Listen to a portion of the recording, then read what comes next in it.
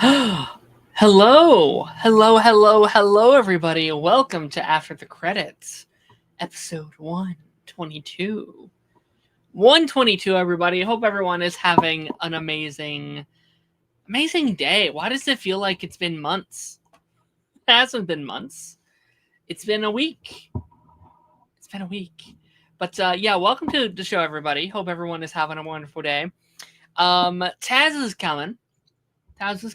Don't you worry. Tazz is coming. He's a coming. But you know what? We were a little short on time today, so we're going to kind of get the show started a little bit more before. We'll talk about some boys. We'll answer some chat before he pops in here. Cameron is in the chat. Hello, Cameron. How's it going, Cameron?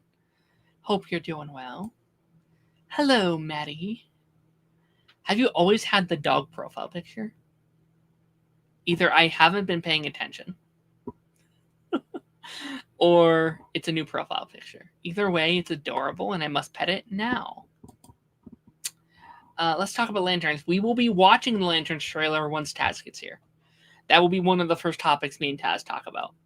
Because I haven't watched it yet. I have not watched it yet. We haven't talked about all the news and stuff.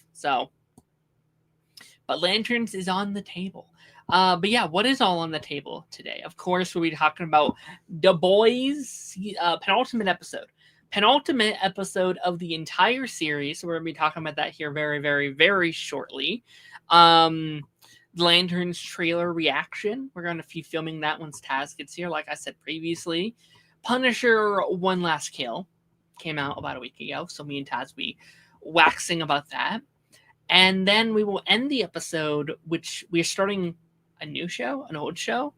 As you guys have known, I've been preaching for the last several weeks.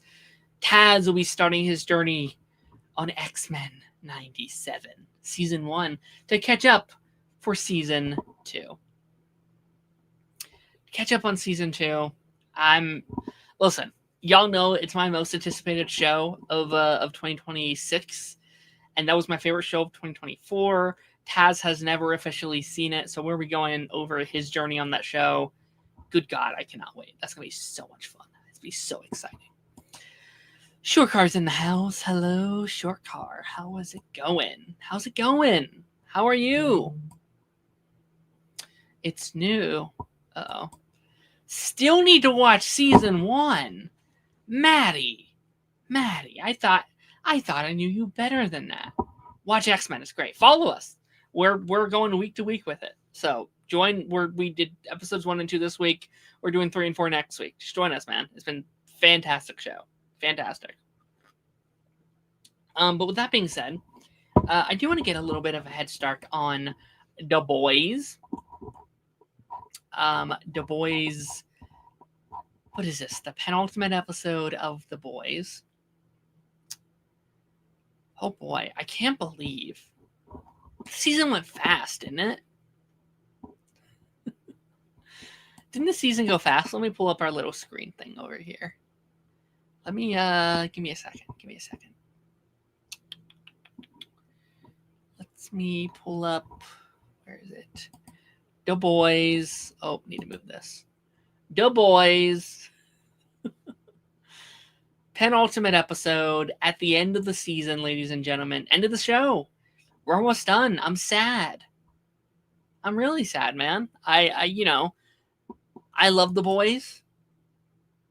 Through its thick and thin, even when, I think I've talked this season's been weird, actually, because I don't think the season is bad by any means. I'd actually say it's more good than bad. But there is something missing, isn't there? Isn't there something that just feels slightly off? Just slightly different.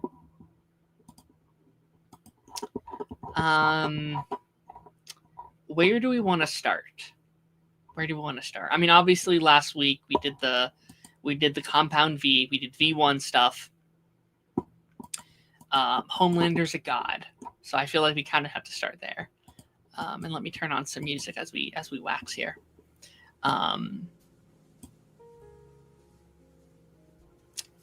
But yeah, I don't know. I don't know. Like we launched last week's episode with like Homelander is a god. He is a god among men. Nothing can stop him. And then this week, like, I don't know if I'm off base with this, but it didn't really feel like that much changed for Homelander. I kind of just feel, and I don't know, and maybe that's kind of my feeling as the season as a whole, is like the season kind of feels like it's doing the same. I don't know. There doesn't often feel like there's a lot of progression happening. There's a lot of movement between episode to episode.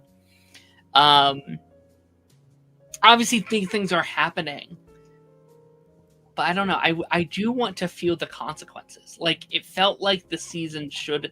I'm not saying every episode should have been like scorched earth, right? And I do think we're getting to that next week. But it would have been nice to have a little bit of scorched earth Homelander.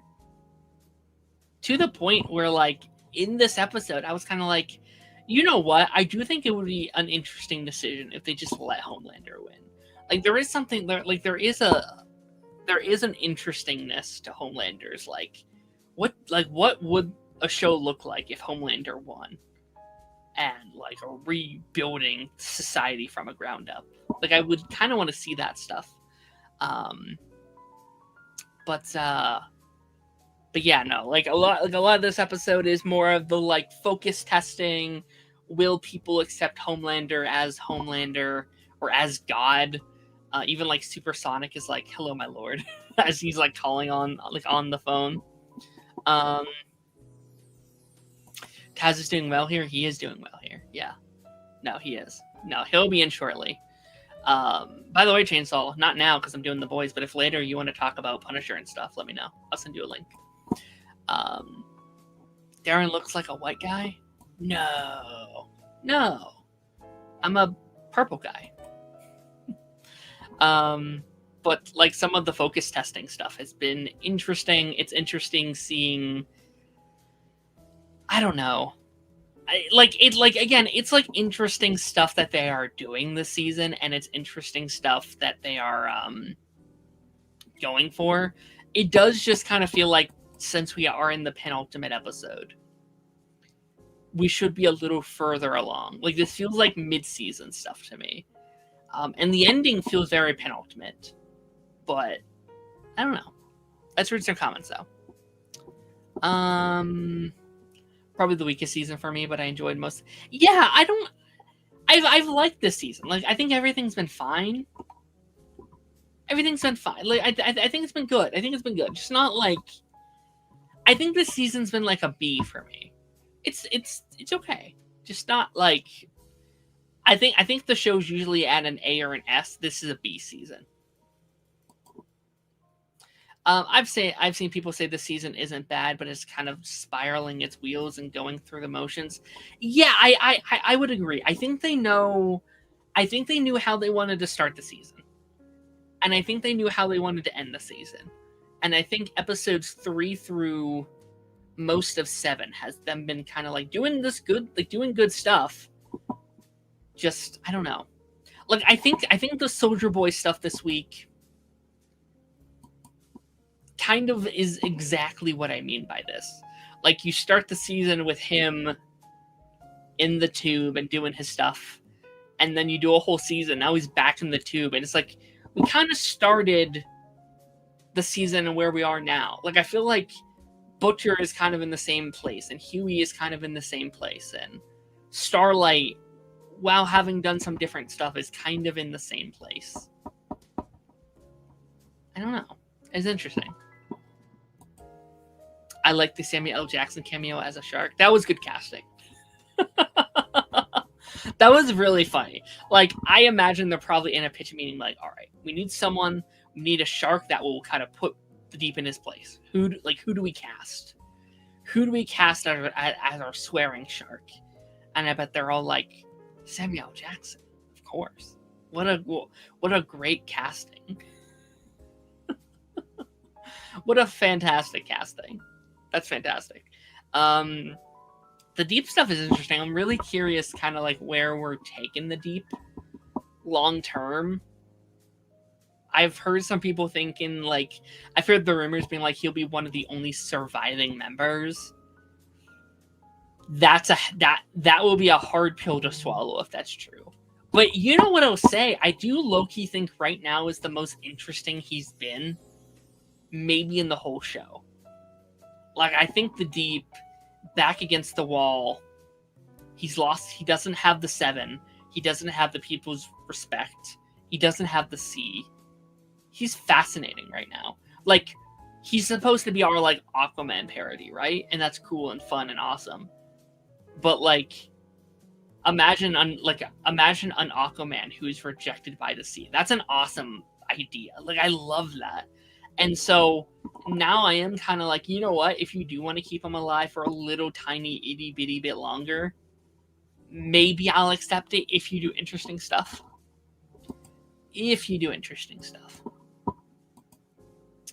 Obviously, I'm not sure in the logistics, but I think the season would have worked much better as a movie. Ooh. I could see it. I get it. I don't know if I fully... Then I don't think that's enough.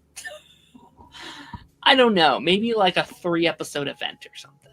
Maybe like... Well, that's 3... I mean, a 3-hour movie, maybe? Maybe. I don't know. We'll see. Okay, Tazz will be here in a couple of minutes.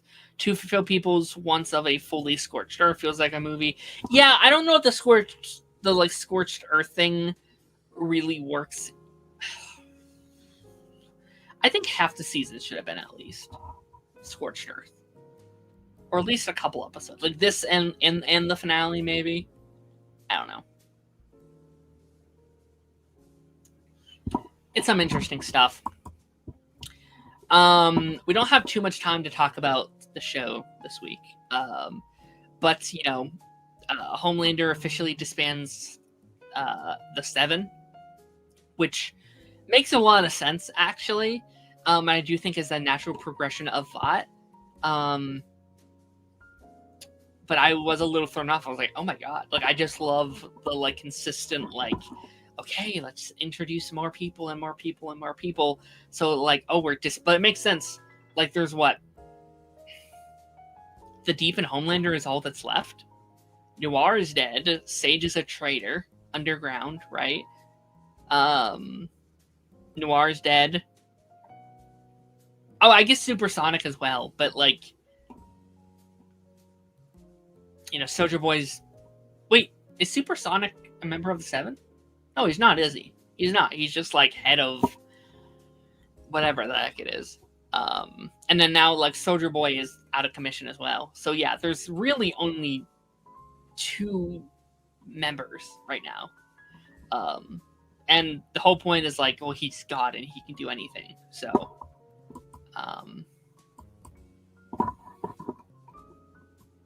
yeah, I don't know. Interesting stuff. That's interesting to me. I guess it's really not going to probably go much places. I do wonder if Father was a member. Okay, so he is. It's not Supersonic. That's not his name. That was someone else, wasn't it? But yeah. So he is. But I love Father this season. I did love the opening song sequence. And I do imagine that they're probably like, okay, we haven't seen which member of Hamilton can we convince to do our show? Like, what do you think happened first? They made that sequence and then got him, or they got him and then they were like, oh, we gotta make him sing. We gotta make him, like, they like literally did, like they literally had the like spinning stage of Hamilton. That was awesome. That was fantastic. I hope the actor moves on to music. Oh, absolutely. Absolutely. He's never done a good musical before. I didn't know he was in Hamilton. Oh, yeah. Oh, yeah. Absolutely. 0 out of 10 needed more Queen Maeve. Yeah. Wasn't there, like, behind-the-scenes shit? Like, isn't that why she left in the first place? is that there was some kind of like accusations or something behind the scenes. Wasn't that a thing? But I was hoping that she would have shown up, and then I heard that stuff, and I was like, oh, she's probably... they probably got Oh Father, then have him sing. Maybe. Okay, before we like completely run out of time, I want to make sure we talk about Frenchie. Shout out to Frenchie. I know the actor was in some controversies. There's been some hate against the actor, but that aside, the show itself, Frenchie's an OG. Frenchie is I mean, this is... Would we say this is arguably the biggest death of the show?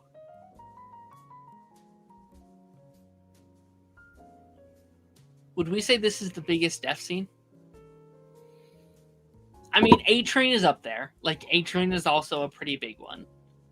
But I think Frenchie is probably the... I'm trying to think. I mean... I don't know. Like, I'm trying to think back to like some of those earlier death scenes and characters we said goodbye to, and I think Frenchie might be the biggest one so far. But I thought it was a good death scene. I thought it was very well done. If you feel the impact of it, you feel the stakes. I feel less, no hate towards Frenchie. But Frenchie was not one of my like favorite The Boys characters. He wasn't in my like top 5 characters or anything. And kind of going into the season, I was like, oh, Frenchie's obviously going to die. Obviously, like he was one of my... I am pretty sure he's going to die. But I think what was sadder than Frenchie's death for me is the reaction to Frenchie's death. Like, obviously, Kamiko's reaction to it is really devastating. And I think Butcher's reaction as well was very much like, oh. Like, I think it was setting in for Butcher here. Like, you have the moment earlier in the episode where Butcher's like, it doesn't matter what happens. Like, it doesn't matter if we all die doing this. We're going to get it done. And I think that's all been hyperbolic. Like, we've never had a major member of our team die before, which is kind of weird because, they've had this kind of plot armor throughout the whole show.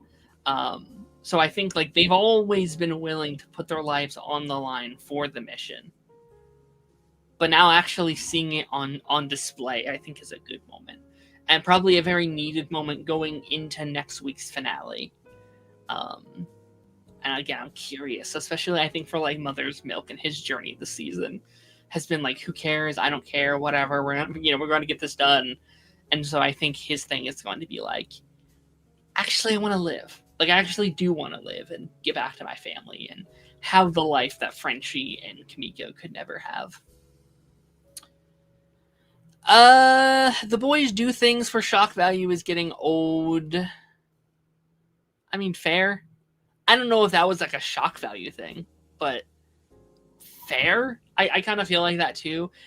It's not necessarily shock factor for me, but I think the show will sometimes do a lot of like, oh, look at this kind of gory, weird shit we're doing. I think that's the stuff I've been kind of tired of.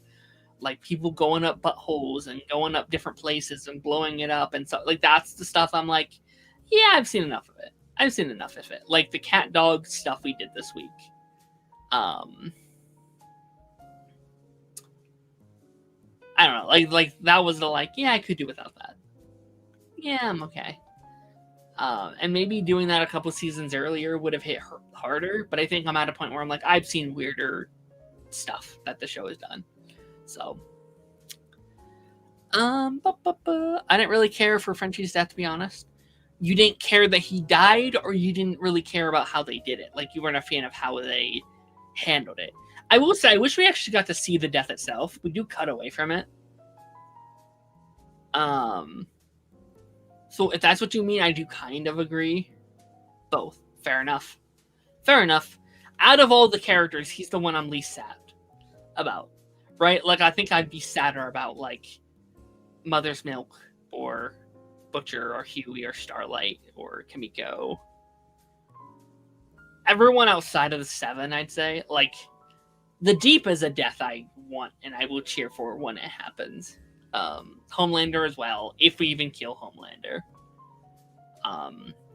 How do we feel like, and I actually do want to hear everyone's thoughts on this. How do we feel about Soldier Boy's potential rap on The Boys? Now, we've heard that he will not be in next week's episode. Soldier Boy kind of wants to get away, go, do his own thing. This isn't the kind of life he wants. It's too weird for him. It's weird in that he's done what he thinks is his moral opportunity, right? Like what he has to do for, the woman that he loved. And now that it's done, he's like, I'm out of here, see ya. And Homelander can't let that happen. I think for multiple reasons. One, his ego literally cannot let him do this. His ego literally is like, no, I can't, I'm not going to do that. And two, I think he's too much of an asset, right? Like in his mind, he's literally the only person that could stop him. If he ever changes his mind in 10, 20 years, he can come back and kill him. So I think it's a thing of keep your friends close, but your enemies closer. And I think Soldier Boy was within that. Speaking about keeping my enemies close, Tazz is here. Hello there. Hello there, Tazz. How's it going? How's it going? I'm good. I had to break out the classic X-Men shirt. I love it. I love it. Absolutely love it. We're talking about The Boys a little bit. The Boys. So I'm actually going to throw something to you. There was a thing I wanted to tell you about. Okay. Because we were talking about Soldier Boy, and okay. like a couple weeks back, I was like, I'd like to see Soldier Boy live past the show, and then maybe they do back and forth, present day and flashback. And episode 7 was seemingly Soldier Boy's last episode on The Boys. Oh, did they kill him? They did not kill him. Okay. He started the season in a frozen tube. So that means that they could thaw him out later on in the future. They can put him back out for Boys Mexico or Vought Rising or anything they might need for the future, which I think is overall smart. I think kind of keeping your options open. I think, I wasn't thrilled about he's ending the season the same exact place he started the season. That was a little, okay, whatever. But I definitely think it's smart to keep that open in case the spinoff wants to do some stuff later on. Okay. So it's safe to say that he's been fridged. He's been fridged. They're gonna literally. Yeah. So that's interesting. Yeah. This was, as I'm going through my last bits of notes here, this was supposedly the Gen V episode. So the episode bringing in all the spinoff characters. I hope they're in next week as well, because if this is it, I will be a little disappointed. They probably had 2 minutes of screen time, maybe. Okay. They're on screen to be like, no, you need to stay away from this. And then at the end, they're like, oh, wait, no, we actually do need you. And that's kind of what they've done. So I hope they're in next week's episode. I hope they have something. Again, I understand they don't want them to be the ones to take down Homelander. Yeah. I get that, even though that's something that people have talked about. But I don't know. I just, I don't think I'd care so much if I'll send it in a few minutes, Jordan. I'll send it here in a few minutes. I don't know. I don't think I feel like this though if the show was going to get a third season, if their show was continuing on. Yeah, it didn't. So I feel like I saw a clip. Did they basically just explain in universe, or just say in universe to the Gen V characters, yeah, you're canceled, you're not coming back, kind of thing? It was I did like the scenes in the episode. It is Starlight being hey, this is getting too dangerous. He's getting too powerful. I don't want you guys getting hurt. So go away. So they basically just sideline them. they sideline them, and then it's a big thing for like Starlight of like, wait, what happened to you? Like your whole thing was about having hope and standing up for what's right, and like now you're doing the opposite. Like, where was it? And it was a little arc for her this week of like, and then by the end she's like, no, you guys are right. We do need all the help we can get. So I'm hoping that means they'll show up next week, at least for a couple scenes. Maybe they get a cool action set piece or something. Or potentially show up in another show. I know that the Soldier Boy series is going to be a prequel, but I guess potential for showing up in something else, maybe. It'd be hard, but I guess they could, right? Okay. If they flash forward or something, or fucking time travel episode or something. I don't know. Okay. I'm gonna wrap this up here shortly because I do want to get to Punisher and stuff. But okay, there was a scene this episode of I told you about the whole like Deep thing last week, where like Deep was kind of in part in purpose of this like pipeline, this like water pipeline that burst and killed like thousands of fish, right? Yeah. So this week we had a shark come and like yell at the Deep and swear at him and be like, if you ever come in the water again, we'll all kill you. So like, oh wait, and that was Samuel L. Jackson, right? I was about to ask you, like who do you think they cast to have that? Yeah. It was fantastic. I'm worried of how they're going to wrap it up. Yeah, me too. There's a lot to do. What, we have 90 minutes for the final episode, which is a decent sized finale. That is a lot of time. That's more than the Punisher had this week. Punisher had less time than any of the Daredevil episodes this season. Yeah. Which is crazy because I think it was better than any of the Daredevil episodes this season. Ooh, hot take, possibly. Yeah.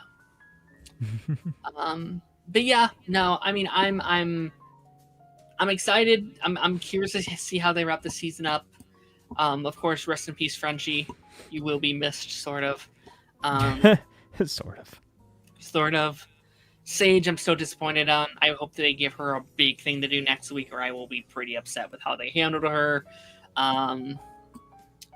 But yeah, I think we'll call it that. Well, Tazz, how are you? How's it going? I'm good, man. I've been doing well. I had a pretty busy weekend. Got a busy week this week. Lots of life stuff going on, but like in a good way. Lots of life stuff going on in a good way. It feels like we're kind of in that transition period show-wise as well, because we came to the end as far as, there's no more Daredevil, no more Invincible, our Punisher special's out now. We're kind of in this little lull period until we've got what's coming out next. Spider Noir, we've got My Adventures Season 3, we've got Green Lantern coming out, pretty soon here too. So we're kind of moving into the summer shows, and I guess the beginning of the summer movies as well. Big movie release this weekend. Another big one coming up this coming weekend. Yes. So, yeah, I mean it's exciting times. It's exciting times. We're again moving into those those summer months, and I think we're in for a treat this summer for sure. There's some news around some stuff too. Yeah. I don't know if you saved this, but we don't have to go into a full section on it. But they did announce that Ahsoka season 2 got delayed until next year, till 2027. I saw a lot of people kind of upset about that, but here's my take, just very minor 2 cents on that. Let them cook with this. Let Filoni cook on it. There have been some mixed receptions to The Mandalorian and Grogu coming out, so they might be either possibly changing, polishing, fixing certain things, shifting in a different direction. I saw as well that some ideas for a crossover movie have been scrapped or changed, altered, that sort of thing. So it seems like they're reshifting their focus. Mandalorian and Grogu is still the last remnant of the old regime before Filoni has fully taken over as, co-studio head over there. So it's kind of like that. It's that weird limbo state that we were in with the DCU for a minute there. But I think, say give it a year's time, Ahsoka season 2, Starfighter, that sort of thing, and then we'll be kind of in the, the next sort of little era there. So I'm excited. I'm excited. Well, speaking about things that are in limbo, Chancellor, hello, Chancellor. What's up? How's it going, man? It's been a minute. Yeah. I know I'm breaking our contract where we can't be on a show together anymore, but Darren wanted me to be on, so. Well, I appreciate it because I can't be on, be on Wednesday nights, so brought Wednesday nights to me. So that's, I apprate it. I appreciate it. I know because you don't like a lot of people on there, so I get it. It is kind of chaotic and stuff. Yeah. Yeah, every day, man. Yeah.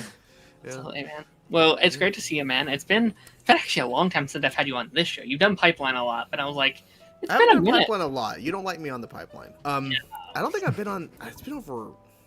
Wow, probably 2 years. I'll say one thing. It was Percy Jackson, and that's all I'll say. That was season 1, right? Season 1, yeah. And that was 2023. Yeah. I think so. So it's been a minute. It's been a while. Yeah.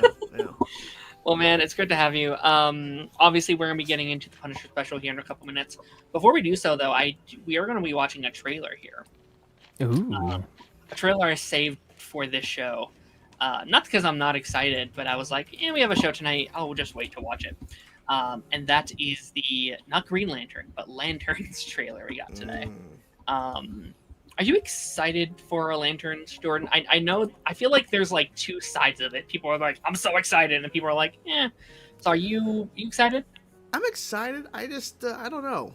I don't know how, I saw the trailer earlier today, and it's like, okay, they're marketing it a certain way, like a more dramatic show. Okay.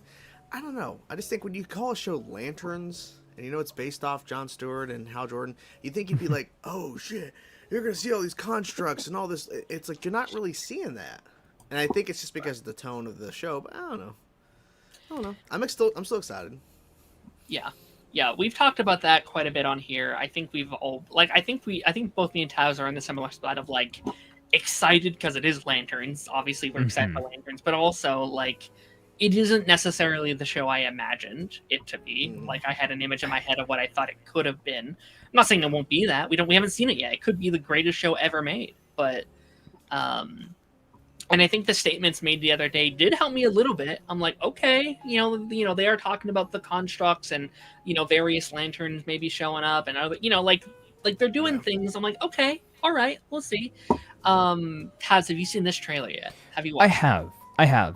And without spoiling what we're about to see, I do want to preface it by saying what I have seen and heard so far makes this show look like how I thought it was originally going to look when we initially had the announcement that it was going to be, a Green Lanterns HBO series. But after all the shakeup, all the shift with, James Gunn coming in and everything like that, in my mind, it was going to be a lot more vibrant, a lot more comic booky, a lot more just,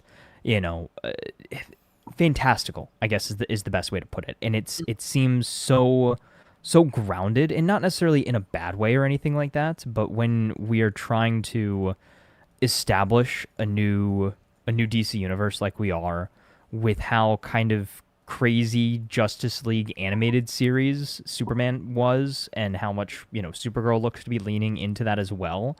It seems like an interesting tonal shift, and not necessarily a bad one, but just an interesting choice with where to take Green Lantern, or the character of Green Lantern, who is traditionally, again, a very cosmic character. We do get a little bit of it, but it's a lot more toned back, and maybe that's just for the marketing, and maybe they're doing the show a disservice in the way that they're marketing it. But I'm cautiously optimistic about it. If I were to take it at face value, I would say it looks somewhat boring, and that's just it. Again, is that a hot take? Maybe. I was still gonna watch it, but it might not be exactly what I would want from a Green Lantern series. Not to say it won't give us that, but just the trailers are not doing it for me at the moment. Well, let's check this out. Again, I have not seen this one yet. I saw the first one, and I thought it looked okay-ish. So yeah, let's see what this one has to offer. This ring, it's the greatest weapon in the universe. Hey, it's green. When and if to use it, that's the whole ball game, Junior.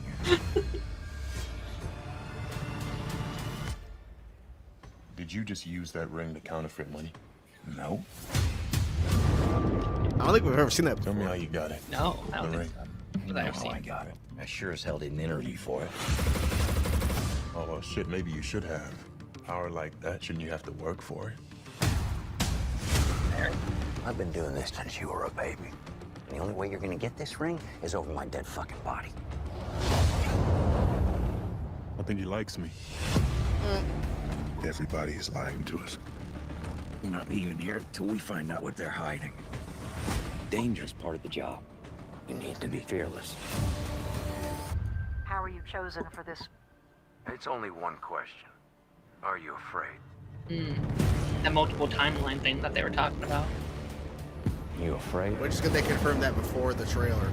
Yeah. Are you afraid? Yes. Are you afraid? Are you afraid? Are you afraid?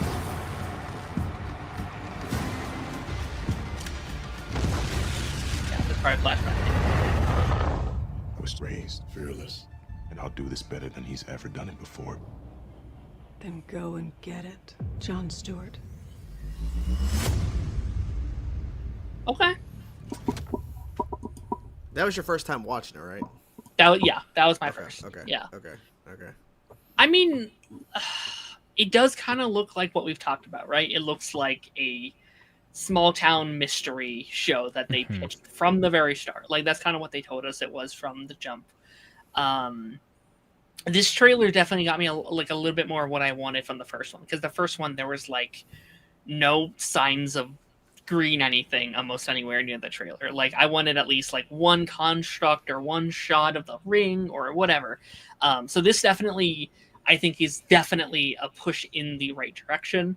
And I think they know that too, because I think they are very well aware of the pushback from fans, because it feels like they're very like, guys, relax, it does have green in it, we're doing the thing, Yeah. don't worry. My only worry is that they're showing us all the good stuff. I could very much so see. Do we know how many episodes this is going to be? Is my question. 8. So I could James very got much so. confirmed, I could very much so see this being one of those shows where we get some like very small little droplets here and there. Like I saw, Jon Stewart, he had the, depowered lantern and things like that. Like you've got the artifacts and the items, and you see, Hal Jordan maybe use the ring for some small little things here and there, like making the counterfeit money and all of this, but we don't get any of those big action sequences until the last couple of episodes. That shots, I feel like, of Hal in the suit is maybe a flashback or something like that. And I don't think we see Jon Stewart in his suit until the final episode. I think it's going to be one of those very slow burns. This is an 8-hour origin story. And again, it feels off because of the fact that we just jumped right in with Superman, right? Like we already have a fully fledged Guy Gardner Green Lantern going around doing his thing. Like we know who Green Lantern is. We know all of this. Like, yes, give us a little bit of backstory. Maybe take 1 or 2 episodes to do that. But do we need to spend an entire 8-episode season? Yes, we do. Yes. Okay. Superman, do the origin again. Everyone's seen it a million times. Same thing with Batman. You don't see the origin. I think they're doing this because of the fact that they're showing, at least in the flashbacks and then current day, how Jon Stewart has been molded by heroes, and specifically Hal. He watched him on TV back during his prime. So now, I'm pretty sure what they're going to show in the show, this is my theory, the ring is, like, a ring came to Jon, but Hal stopped it and said, no, you're not ready for this. Like, what? Because the ring chooses you, right? Like, that's the thing. It's not like, because Jon says in the trailer, like, what do you mean that you just got this power? Like, well, I think you should train for it. And Darren, you had said, well, watching it, that's a fair point, because he doesn't really know. Like, it just chooses you. Like Guy Gardner, an asshole, he gets chosen. Why? It's not because of his personality, because of his willpower. That's why he was chosen. So this notion of like, let's just jump in. It's like, well, I think if you jump in with Jon Stewart just being Green Lantern, people were like, huh? Because on the level of popularity, Jon Stewart is popular because the animated series. Yeah. However, as a whole, Green Lanterns are kind of I mean, even I Hal, get that. I like, get that. Like, we haven't had a live action Hal Jordan since Ryan Reynolds in, like, what, 2012? and no one supported that movie. And no one watched it. Yeah. Yeah, Like, yeah. Yeah. like this is And they had that Green Lantern animated series I reacted to. That only Fantastic, lasted one season. It was a fantastic show, but no one watched it. That's why it didn't go And any further. There was a really good Green Lantern animated movie that came out recently as well. The one with Green Arrow, and I believe Hal Jordan became like a Yellow Lantern or something in that one for a minute. Beware My Power. Yeah. That wasn't received well by a lot of people. I know it wasn't, but I actually kind of liked it. They had two other films that came out during the DC 52, like Emerald Knight and something else. Like those two movies were pretty solid, but in the pantheon of like we're talking like because what they're trying to do with the show is not get hardcore comic fans. They're trying to get they're trying to get HBO fans. They're trying to get just casual audiences to watch an origin story. I mean, it does look like an HBO show for sure. Yeah, it does, It, for better or for worse, it certainly looks like an HBO series. And like that's what I've kind of said from the start. I think no matter what, this will be a good show. Like I think it will be like a Emmy kind of show where like it will have Penguin. It's gonna be very Penguin. Yeah. The issue is, will comic book fans like it? Like I can see, like I think it's gonna be very Daredevil season 1.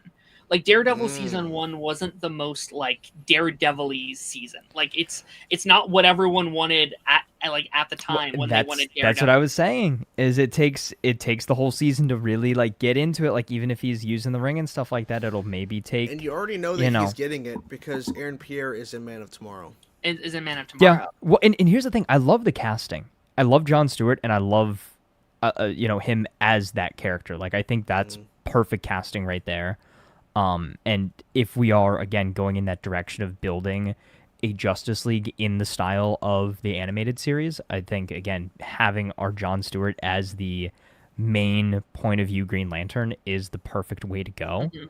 I hope that they are not afraid to get weird with the show, because Green Lanterns are weird.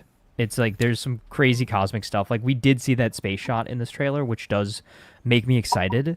And I just, again, I have a suspicion that they showed us some of the best stuff in this trailer because they didn't show us a ton in that initial trailer. And I just hope that there's a lot that we don't know about, because I can't really piece together what the story is outside of like some sort of mystery of where the ring is, why the ring isn't working, something like that. Sinestro's involved. He's in the show. Yeah, there's that one shot, if you can find it in here, where you see Hal. Yeah. And then I think that's Sinestro looking. I think it's Sinestro looking up at Hal, like a hologram or a recording of him potentially. No, I mean he's Sinestro's in prison. Yes, which is exciting. I think I'm like kind of weirdly more excited for like the Flash. This isn't it, is it? No. That's Guy Gardner. I'm not. He might be talking to. Further. Oh well, it's fine. But I think I'm like weirdly more excited for like the flashback stuff with like Hal Jordan, almost more than the present day stuff, because I feel like they're going to be doing some really interesting like world building aspects to this. I feel like there's the opportunity to do some really cool stuff. I think maybe that's where like the Guy Gardner stuff comes in potentially. I know they've said there might be some cameos popping in here and stuff like that. I know we've talked about this Tazz and how we don't really like it, but I think they're doing the Peacemaker stuff in here as well. Yeah, I was going to say, I think we're going to finally get a carry on from that in some form or fashion.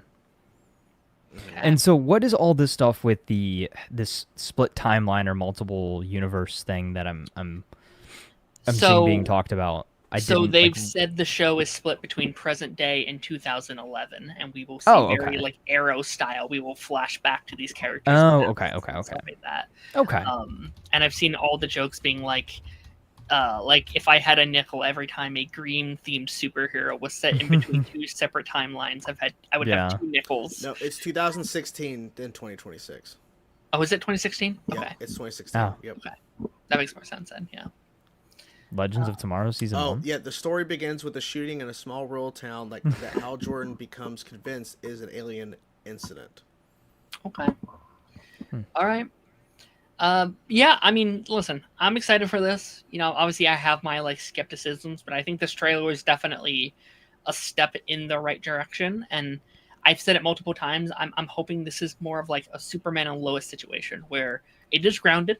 You know, it is a grounded show, but also we can like go to the moon and we can have these high stakes like superhero battles and stuff like that. And I think with it being so seemingly low level, they have a really good opportunity to rise up, right? Starting at ground zero, and then we go to Man of Tomorrow, which is going to be more cosmic, and then we could do a Green Lantern movie, which is very cosmic and stuff like that. Like, I think Jordan's right. I think you have to sell the casual audience. I think they're making it like, you know, the NCISs and the like, you know, the like Yellowstones, and be like, oh, it's this like kind of cop show. I was like, Taylor Sheridan wrote this?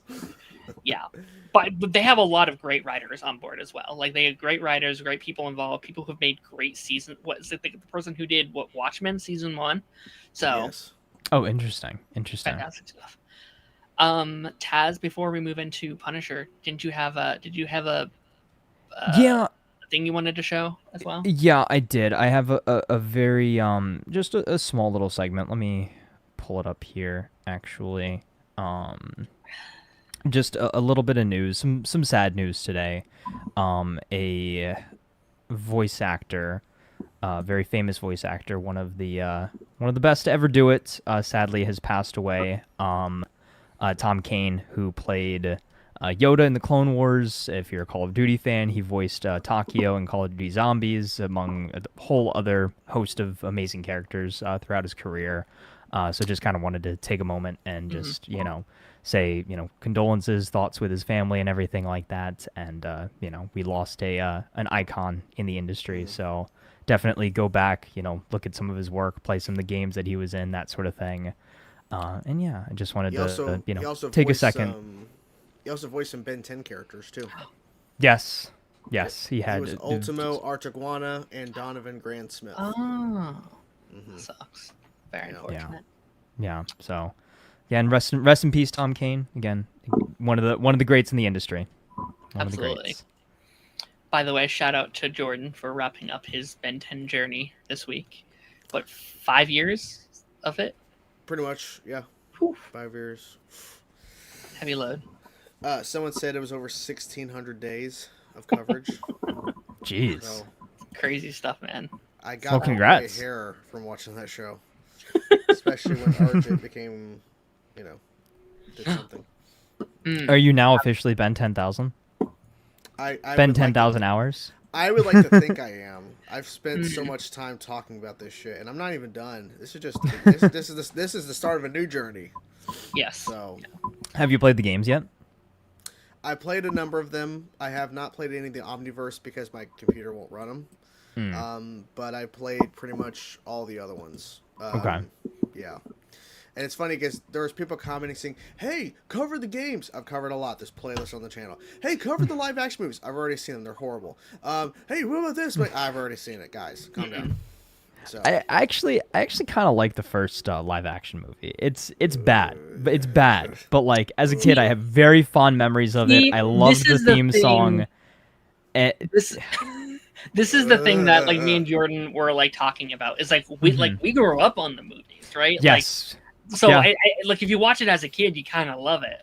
Dude, I remember as a kid the transition from the original series to Alien Force. That's awesome. Like they made such a big deal about it, and there was like, I don't know, like a countdown or something. I remember again setting up the DVR. I think my dad had it set up where we put like a DVD in the DVR, and it would like rip the recording and everything like that to the disc. And I had the that special like 2-part episode of the Alien Force premiere saved on like a DVD, and I could, you know, take it wherever I wanted and, you know, just play the episode. So Punisher. So Punisher. I But it says I forgot. Daredevil. I know I forgot to make a says Punisher thing. Daredevil. Okay, fine. Here I got something for us. Well, We Actually, I can, made it. I just forgot to upload. here's what we can show for Punisher. Boom. The Punisher fan-made Punisher poster in the style Yeah, of based the off the Black Black Ops Ops. 1. Yeah, the Black Ops guy. Black Ops guy pose. So there's our Punisher. Taz, we had a lot of fun going through Born Again season 1. Yes, we did. Or season 2. I'm sorry. We had a great time. Obviously, this is kind of like our epilogue, our special presentation, our third special presentation we've got over at Marvel Studios and Disney Plus. Yes. Jordan, I want to kick it off with you since you're a guest here today. Did you like this special? Did you have fun? Did you enjoy Daredevil leading into this kind of special? Yeah, I liked Daredevil. Season 2 was fantastic. Okay, we're gonna talk spoilers. I won't spend forever. All I'll say is this: I think a few things should have occurred. Number one, I think Frank should have appeared at some point in season 2 to establish where we're leading to in One Last Kill, because, as it's been pointed out, Frank has... Now, I understand, he lost his entire family. It is the hardest thing to deal with, but it feels like we just keep going back to this well again and again and again. It's like he embraces being the Punisher, then he stops, then he goes back again. So, I think they handled it in One Last Kill in terms of the hard and harsh reality of it, and the pain and the depth and the darkness of it. Berthol did fantastic. It was I think handled well. I just think we've done this so many times with his character, and then this is the explanation why he's not around in Born Again. But it's like he was not at this level in season 1, so what happened? They didn't really explain what exactly happened to the point where he's here, right? He's at this point. Now, the action and stuff in the last 15 minutes is fantastic. It's so good. It's exactly what you want. It is crazy good. And it showcases how brutal he is, even though his mind is completely gone at that point. But they didn't really establish the story well for that to even occur, why the action was happening. It's just kind of like, oh yeah, that thing you saw in the news for 5 seconds, here's that mom, and she's going to explain all this, and you see quick flashes of all of her family getting killed by the Punisher, and then okay, here we go, war. It was good for what it was trying to do, but there's a lot of things they could have improved. And if it's because people are saying, oh, this should have been an hour and a half, should have been 2 hours. If it's a special presentation, it's going to be under an hour. They should have restructured the whole story at that point. If you want to do the bounty storyline, maybe that's the focus of the thing, and maybe you slowly establish him coming out of the fog of that darkness instead of spending half of the special on it. I think they should have found a better balance, but it was decent. But yeah. it's rushed. Yeah, I didn't hate it. I didn't think it was awful. I feel like everyone on this special is either it's horrible and terrible and has to burn, or it's this was amazing, I loved it. And I kind of sat there being I thought it was all right. And I think things should be allowed to be all right sometimes. I don't think everything has to break the mold and do something incredibly different. And I do think you're right about this being something that we have seen before. There we go, Tazz. I made it really quickly. I know you're good. Oh, there we go. That's good. But I think honestly, maybe that's a little bit of the point, being something we've seen before, because I think, and not this is inherently a good thing necessarily, at least for us. I think it's almost supposed to be a little bit repetitive, because I think this is mainly for people who haven't seen that Punisher series. It's for people who haven't seen Daredevil or even Born Again Season 1. I think it's for people that are going into watching Spider-Man Brand New Day, and it's wait, who's the guy with the skull and the giant guns? And so then it's here it is. Here's Punisher for you. Have fun. This is because it does kind of fit all the basics of okay, kid's murdered, he kills people, his attitude. You get to see Jon Bernthal's level of performance of what he can do as the character in there as well. Maybe not on the same level as something Daredevil Season 2, but still really, really good. How about you, Taz? How So- are you feeling with it? I'm gonna play Daredevil's advocate here and say I don't think that it's specifically for people going into Brand New Day to understand the Punisher, because think about your demographics for Spider-Man, right? How many of your Spider-Man viewers are of the age that they should be watching this special presentation, right? So if you've got, you know what you know what I mean? Like if you've got like younger kids that you're going to go to take to see Spider-Man, right? You're not going to show them Punisher. I mean, I You feel know? like that demographic doesn't need to know anyway. They're just like movie and No. Spider-Man, whatever.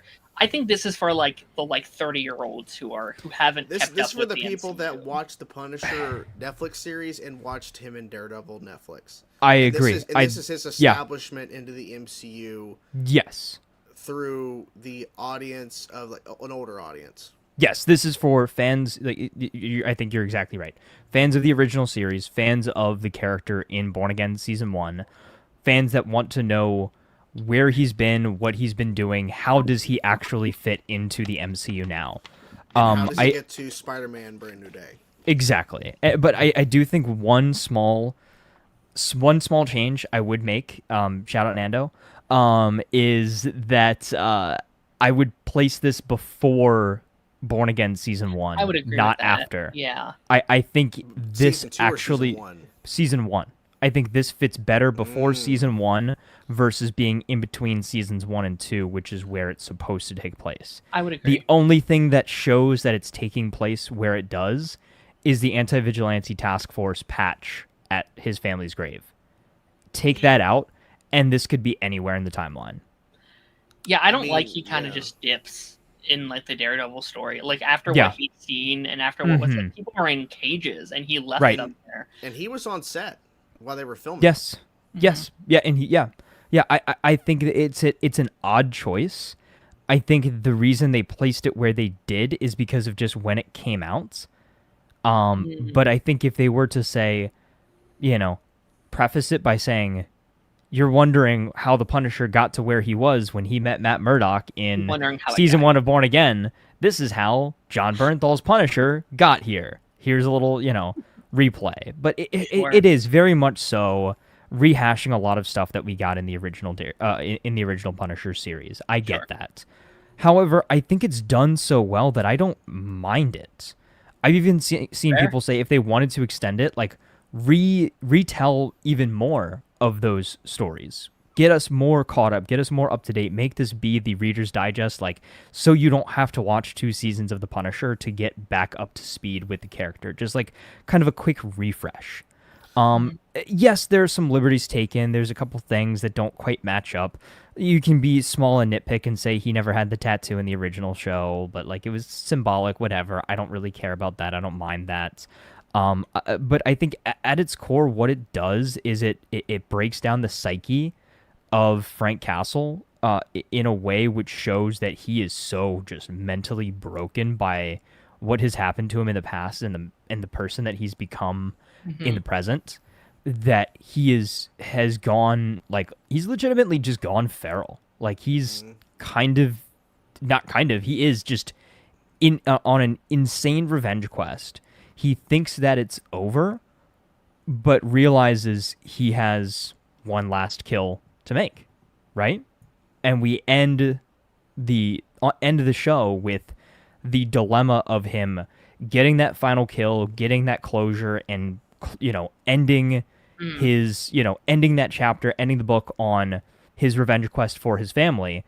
But then that also means he doesn't have to be the Punisher anymore, or he goes, embraces the more heroic side of the Punisher that he's seeing people kind of latch on to, go save this family. And I've seen people even say that maybe that's a selfish decision in and of itself, because he still has that, again, one last kill with Manucci out there, which is something that will have to be addressed later.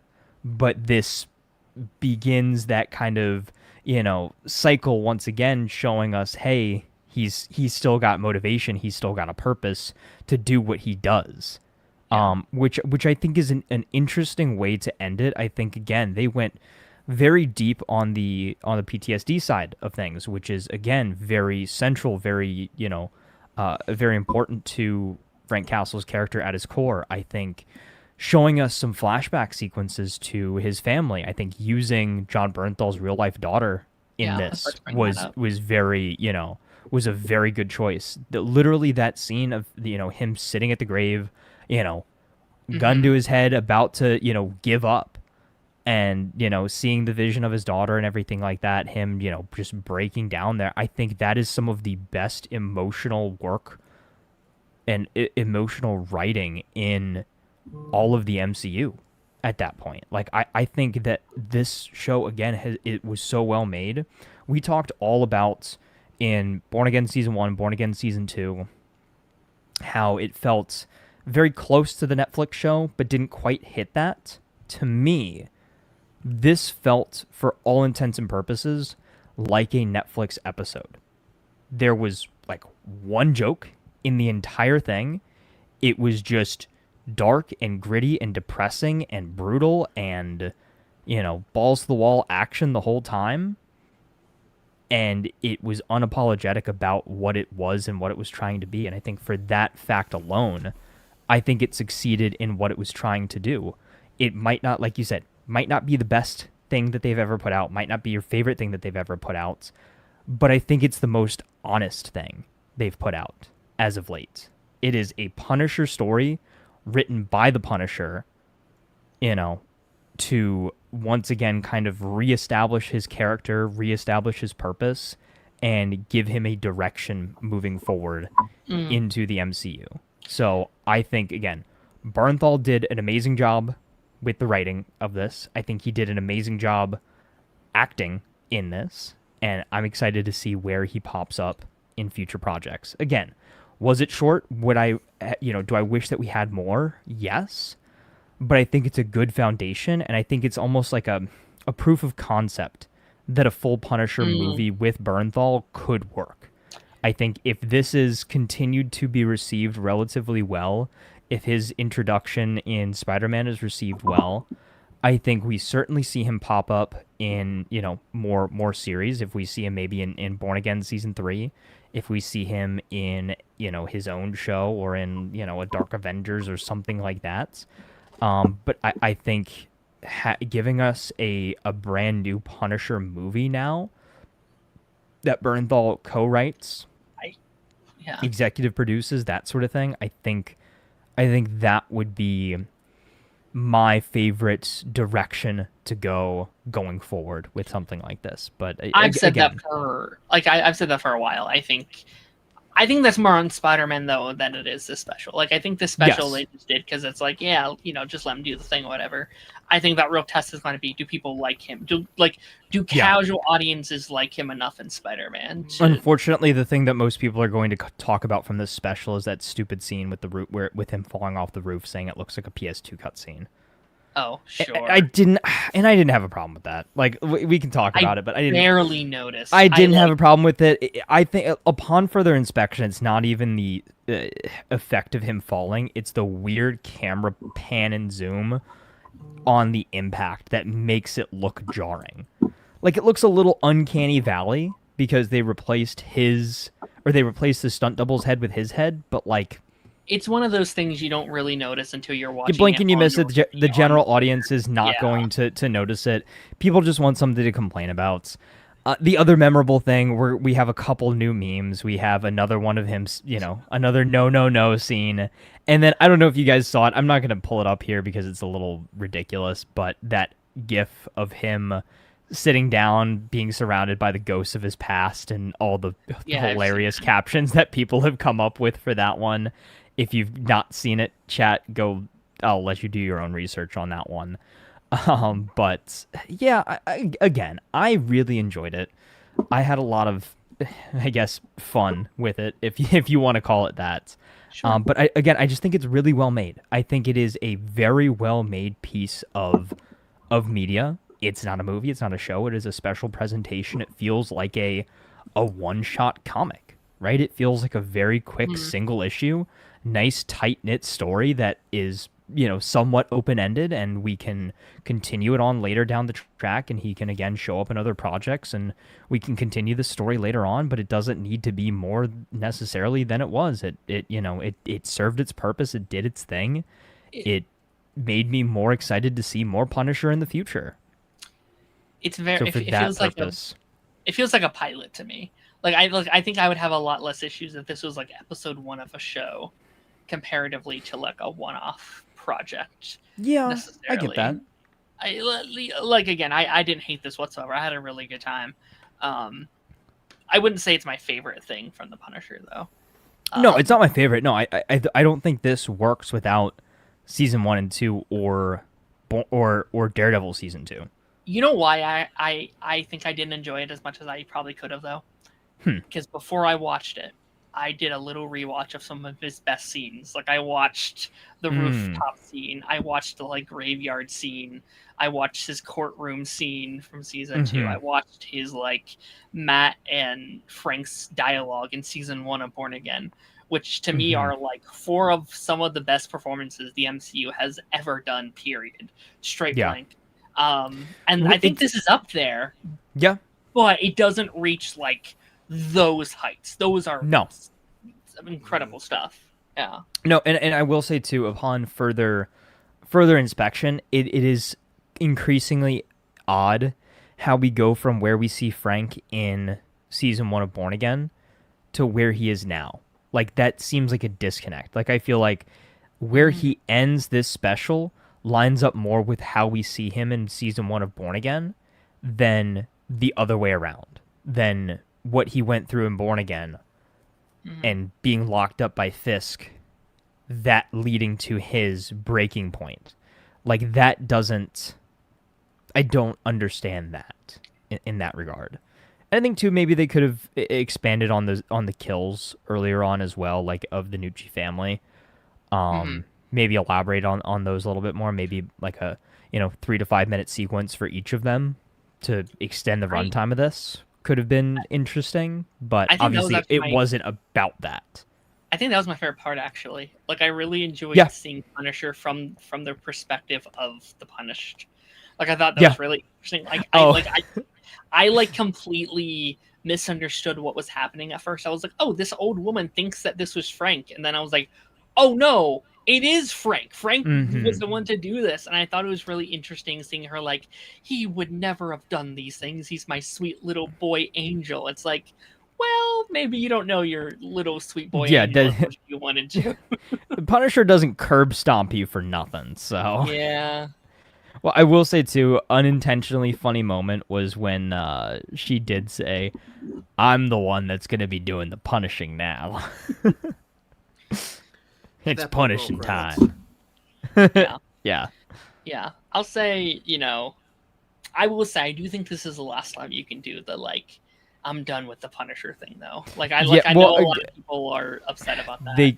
They've done it with both. With Daredevil, they did it with Daredevil, and now they did it with Punisher. Is they're rehashing the stories, and I think unfortunately, they might do the same things with Iron Fist and Luke Cage as well. Sure, but at least with them, like I don't think they've done it that many. Like this is the 4th time they've done the like Punisher. I'm done with this kid. Like I'm at Ryan Rose, which like I understand. The Punisher is a hard job. Like it's very emotionally straining. And again, I can accept it this time because I know you're trying to introduce a new audience to him. Yeah. But I don't want to see it again. I'm really excited for the more comic booky Punisher in Brand New Day. Yes. I think my favorite stuff I've seen with Punisher is not I like the solo stuff too, but it's when he's interacting with these other heroes and it's him in contrast to Daredevil, with Spider-Man, with Captain America. It's his moral ground in contrast of like, okay, like what would Captain America do in this situation and how does he vary from that? Which is why one of the reasons I am so excited to see him like in Spider-Man. Like how is a Spider-Man who's trying to find his bearings and find who he is have to interact with a guy that will just take out his opponents without thinking of it? I would like to see a post-credit scene with Punisher, Daredevil, Spider-Man, and Captain America sitting around a poker table playing Go Fish, though.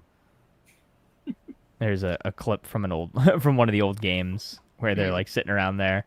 And then Punisher is like looking at Daredevil. And he's like, "Stop looking at my cards, Daredevil." He's like, "I don't need to look at your cards to win."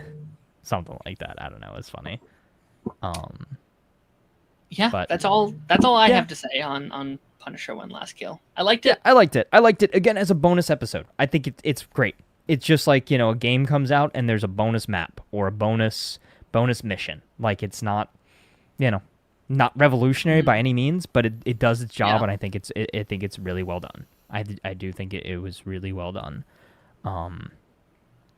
I my pitch for a Punisher movie would be again, at least co-written by Bernthal, directed by the John Wick director. Like, I think that big action sequence made me realize we need a John Wick style Punisher movie. The fights were fantastic. I think that's I the think peak that would be of the really special. good. Yes. The fights were just unbelievable. Yes. I will also say there is a part of me that was a little, because like when this was originally announced, I really thought it was going to be a continuation of the like Born Again story, and that is something I kind of wish they had done instead, because I think the like cops taking on the Punisher logo and name was one of the most it interesting was things that they've done hanging with the right character. there for him to do a story, and then they just did nothing with it. It was kind I of weird. kind of wish that they told the story they told in that little 5-minute sequence in the finale and made that the special. That's such a more interest. You know, not that this is an uninteresting story, but we have done it before, and I part of me kind of wishes it was that instead. But as disconnected as this was, I think part of its issue was also trying to be connected. Because if they were to just be like, okay, this doesn't matter where it takes place, I think this could have easily taken place like 3 to 5 years before Born Again. it could have been like season during 1. the snap if they wanted. It could have, it literally could have been anywhere between the end of season 2 of The Punisher and the beginning of season 1 of Born Again, and I would have been fine with it if they were not going to do anything with the Anti-Vigilante Task Force, which, again, outside of a little Easter egg of a trophy that he took from one of his kills being at his family's grave, that they were completely absent from from the special. So that, I think, is my only my big critique is just the timeline of it doesn't fit, doesn't make sense. Jordan, do you have any final thoughts on the special? No, not necessarily. I just wish it was better, and I'm glad that I watched it, but I won't watch it again. I have no reason to. I think that it did its job, what it's supposed to do, but it's just like, it's all about leading up to Spider-Man Brand New Day. I'm just more curious about where he's going to land after Brand New Day. Yeah. Because I don't think he's in Born Again Season 3. I feel like he's just not going to pop back up. I mean, who knows? Because I think they're still shooting, and they're going to continue shooting for a while, so he could pop up there, but He could. I'm more curious about where he's going to land after Brand New Day. Like, what project is that going to be? I don't think they're going to do another Punisher show. I think that's done. I don't think they're going to bring that back, because I think if they was going to do it, they would have already done it, I feel. So maybe we get an actual proper Punisher movie. I would with like that. Bernthal in a couple years after Secret Wars. I would like to think we would see him sooner than that, but It's also such a cheap movie to do. They could do a Punisher movie with like a $70 million budget, and it could make a lot of money. 100 million. I mean, what was the budget for this? I think it was like 30 or something, right? If I'm not You mistaken. could easily do that. Like, you can usually, do up it 70 million. Yeah. 70, 80 million, and then do like a 25, 30 million marketing. and it makes it I back. think in, that's like, that's more than enough. Yeah. Then you could bring in some of the cast from Daredevil in the mix. I mean, Sure. you could really make it like a Defender style film. Like, not saying you bring all the Defenders in, but you literally could have Punisher. You could have Matt. You could have Jessica Jones. You could have some characters pop in. Karen, obviously, that could flesh it out to make it more appealing to a wider audience. Like, oh, it's not just a Punisher movie. It's also involving Matt, like he's involved in the narrative. Oh shit. Oh, Jessica Jones. Oh, Karen. Okay. Yeah. Just something. Shit, you could have Kingpin in there. You probably can't do that, but it's just so stupid because they're gonna have to skirt around that in Brand New Day, because the whole narrative of like, well, Like, well, where's Spider-Man during the events of Fisk in the city? Oh, Don't worry sure. about it. Yeah. Where was he during the events of Thunderbolts? Don't worry about it. It's too rough of a part of town for Spider-Man to go into. Maybe it's Bullshit. He was Dude's so sleeping. strong, man. He took a nap. Knowing Peter, if he saw Sentry in the sky Yeah. becoming the Void, he would have tried to do something. And the fact that Yeah. nothing, and the fact is too, the whole Yeah. thing, New York is being overran by nonsense Yeah. and Fisk, and I guarantee you, all they're gonna say is it, like in the trailer. Oh, he gets a key to the city.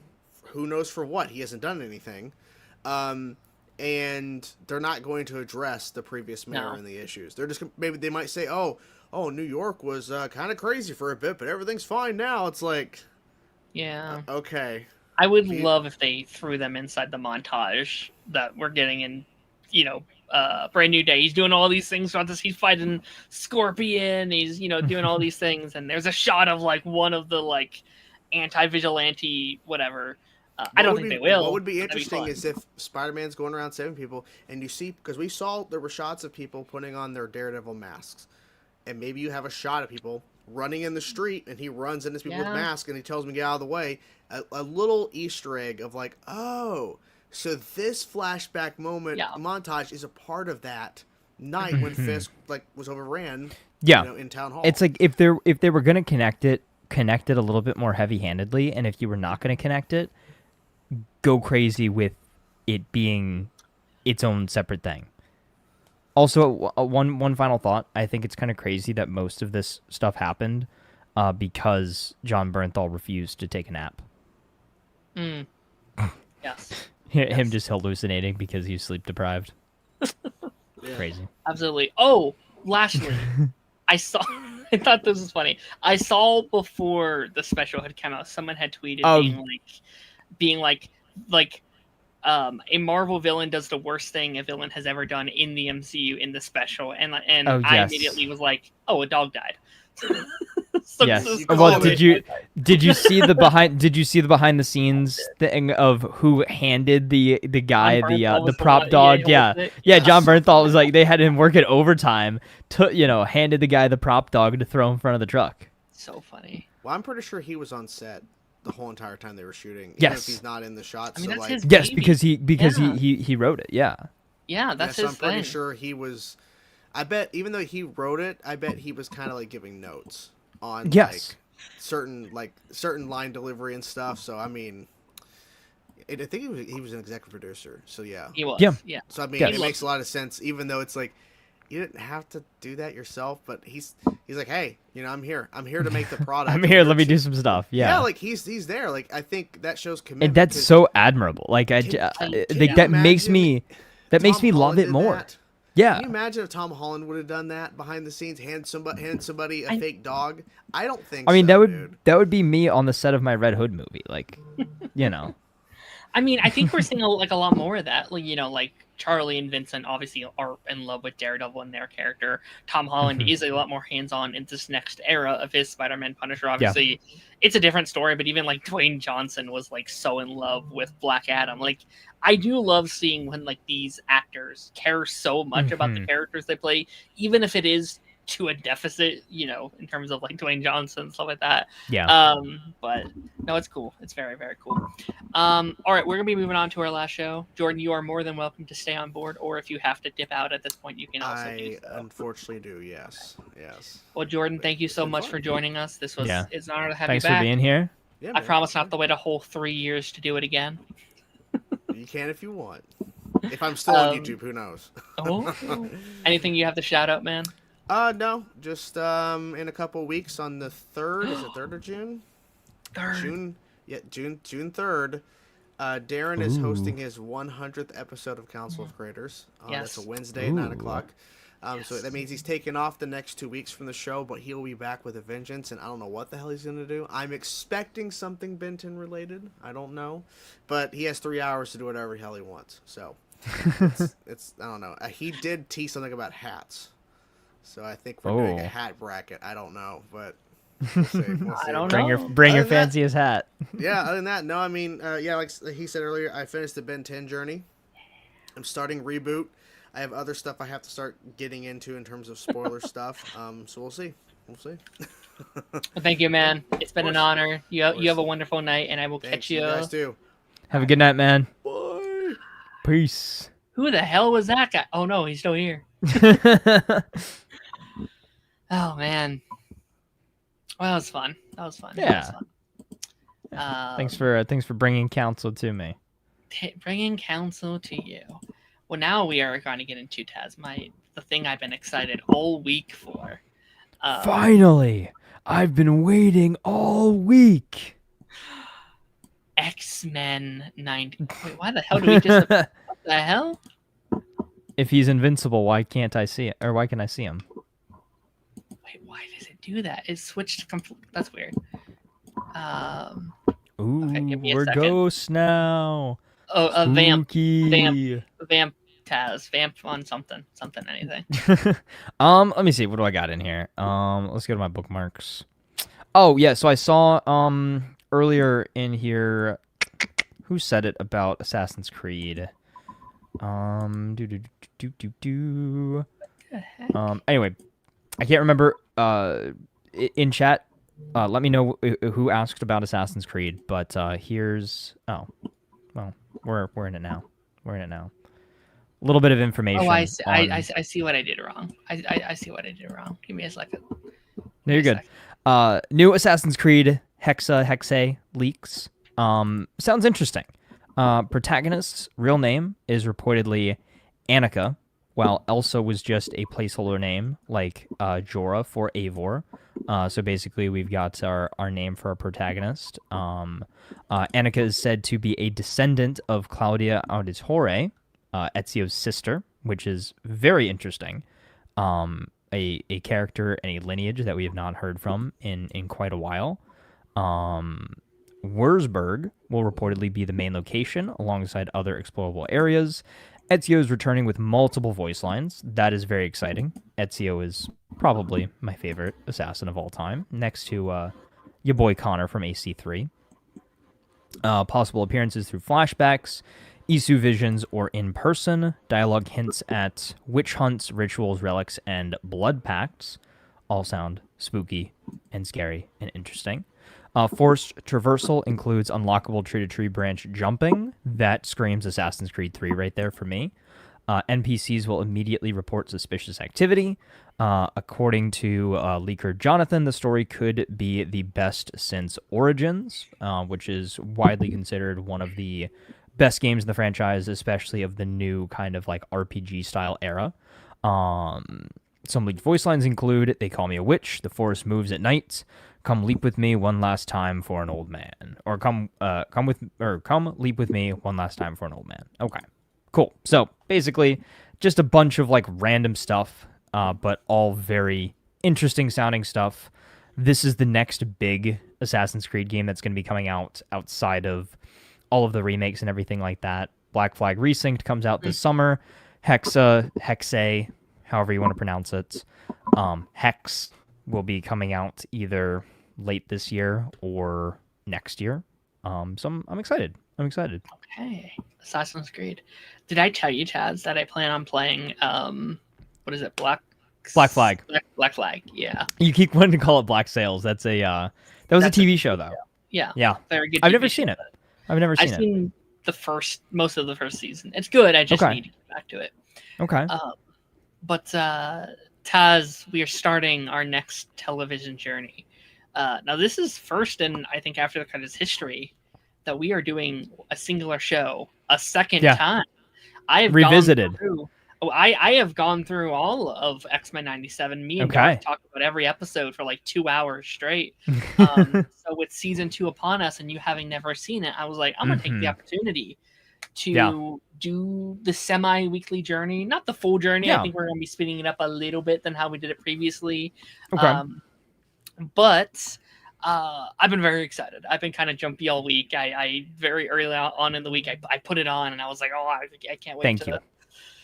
Can't wait to talk about this, and I'm very curious. And like, I was kind of worried because I know you started it like a while ago. Like you did like half of the first episode or something. I did.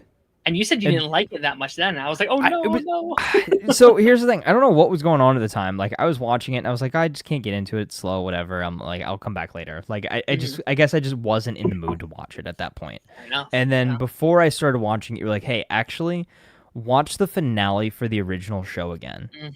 And then go into watching the first episode of 97. And boy, was that the right choice. Because I'm I glad. forgot. I forgot how the original show ended. I watched that show so long ago. Like did I watch every episode? Probably not, because I watched Sure. it like randomly on TV and stuff like that. Like I remember bits and pieces and things like that. Of course, I remember the theme song and everything, but I don't remember where the show ended off. I forgot that Professor X got assassinated. Kind of like I didn't remember that happened. Yeah. Very big like emotional end to the Yeah. original show. Also, anybody else who's watched it recently, maybe it was just a glitch on my end, but the audio for that original show sounded very weird. Like it sounded very tinny. I don't know what was going on there. Anyway, watched that, got kind of a good context of what I was going into, pulled up X-Men 97, and then instantly hooked. I was just like, number one, just like the visuals. Like I'm sure everybody said this, but like the slight remix to the theme, amazing. Visuals look incredible.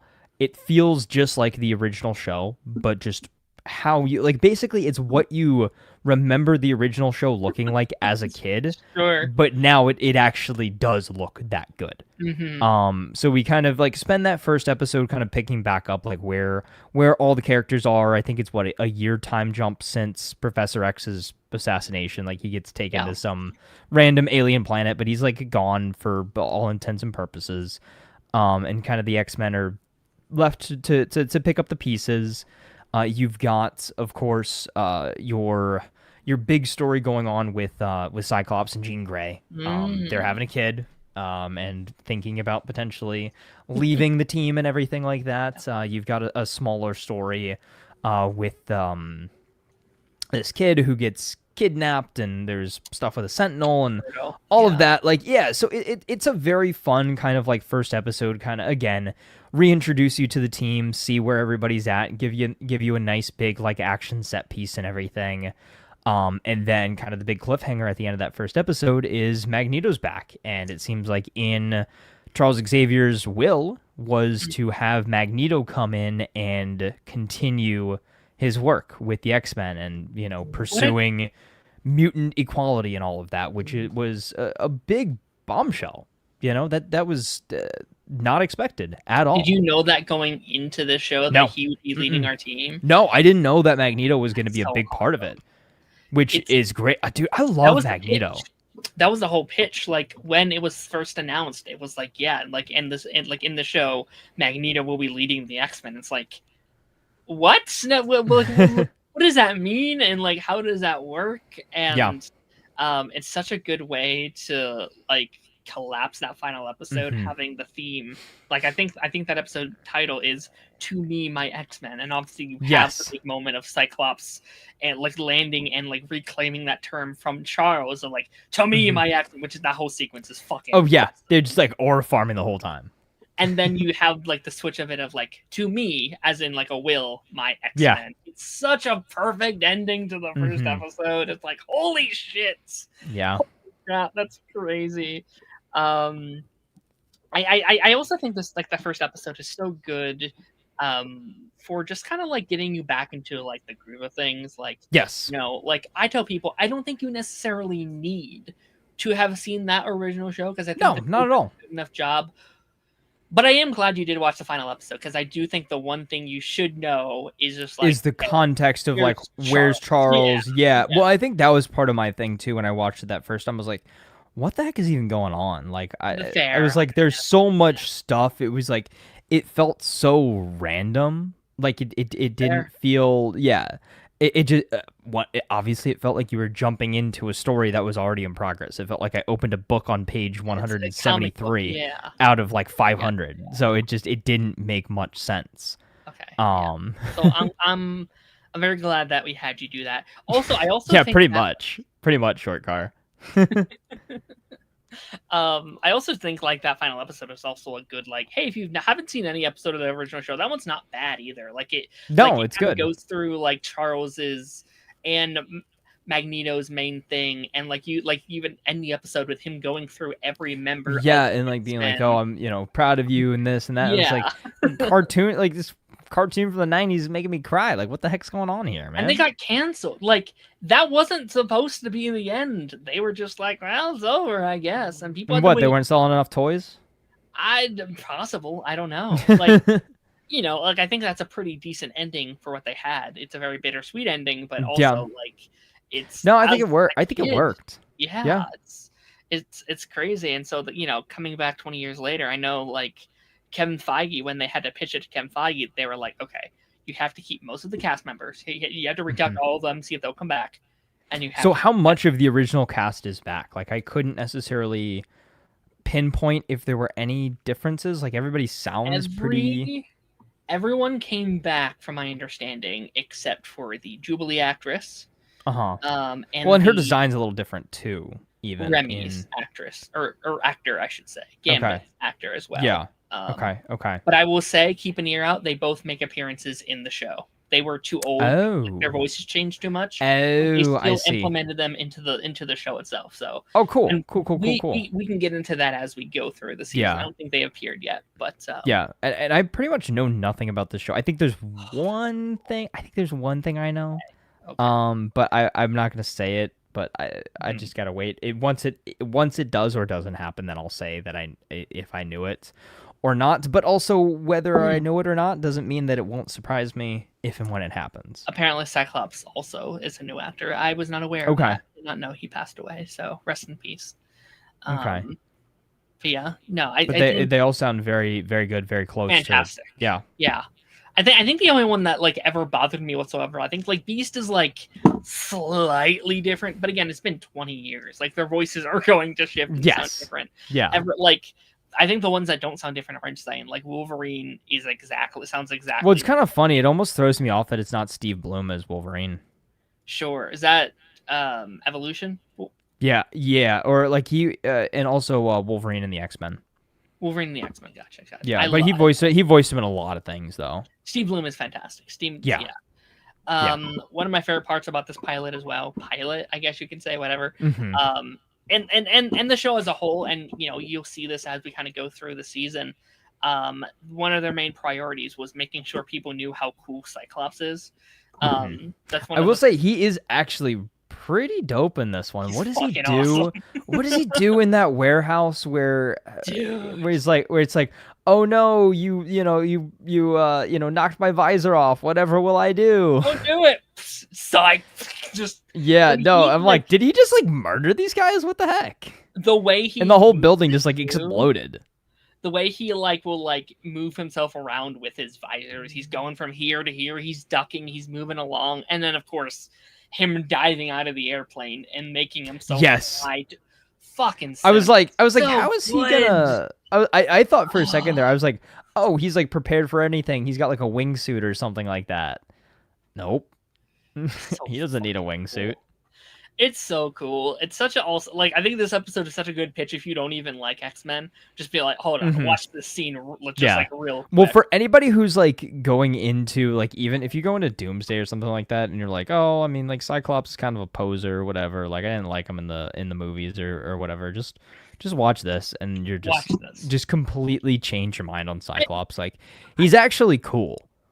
I mean, I say that to anyone about the X-Men, just like in general. If you're like, I don't like the movies, forget the movies. This is, and like you don't even know the full extent of this yet, but this is the new golden standard for me for the X-Men, and how the MCU has to somehow live up to what And the show. this is what 10 episodes. 10 episodes, yeah. 10. Okay.